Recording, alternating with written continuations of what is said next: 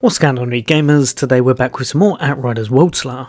What we're covering today is a really nice area that you can farm your Ascension points and just try to get a lot of XP, so also great for grinding those Apocalypse tiers. If that sounds good to you, then stay tuned. Let's go on next.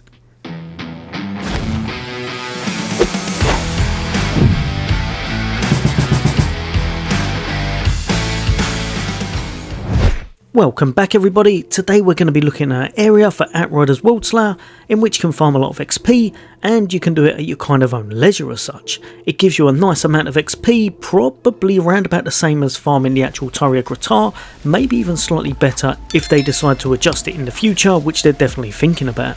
Also, like I said, you can do it at your own pace and for as long as you want. So for a change, rather than going to the Trials of Tarya Gratar, we're instead going to head to Eye of the Storm. I would say put it to the highest level that you can possibly do without falling over, and then you're going to enter it through there. If you've got some buddies with you, especially if you have Technomancers, this will work out a little bit better as you'll be able to get a bit more XP due to some of their traits and the fact that their turrets are going to be shooting pretty much everything on the board. What you're going to want to do is either singly or with your friends go and activate all of the pillars so that it starts making the enemies come out. Once they're activated, rather than trying to actually complete the area by making them go down, you're just going to bop all the way back to the ammo cache. Now, like I said, if you do happen to be with a Technomancer or you're a Technomancer yourself, then I believe one perk in your skill tree allows you to get ammo back, so you may not even need to be here.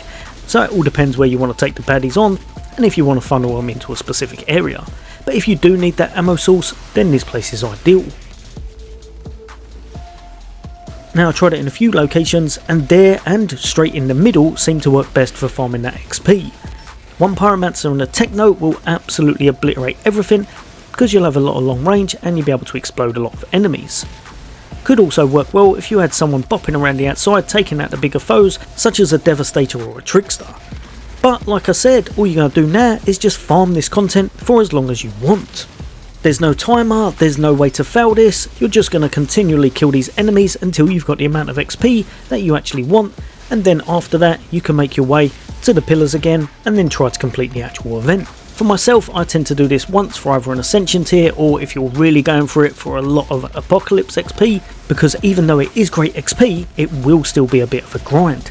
If my maths is correct, it worked out roughly 1.3 million per 20 minutes, give or take, depending on your team setup and how strong your builds are. And this was at Apocalypse 29 at the time. Like I said, once you're bored of it and you've had enough XP for that moment, then you're going to just dwindle down the pillars and take on Yagak again. Take him out and then you'll be rewarded with the loot, which unfortunately isn't the best at the moment.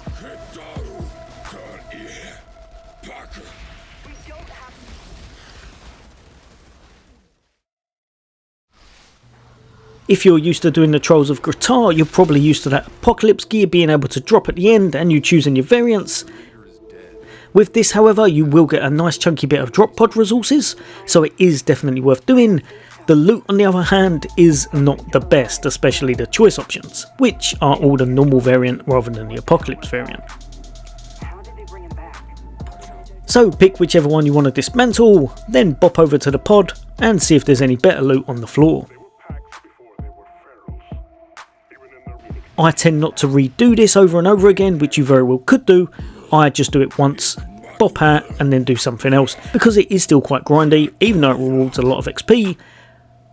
I tend to just sit down, do this for a while and then do something else afterwards. As always gamers, hopefully this has helped a few of you guys and girls out. It may well be one of the better farms, especially if they adjust the content for that Tarya Gratar, which I believe they've already said they may be doing in the future.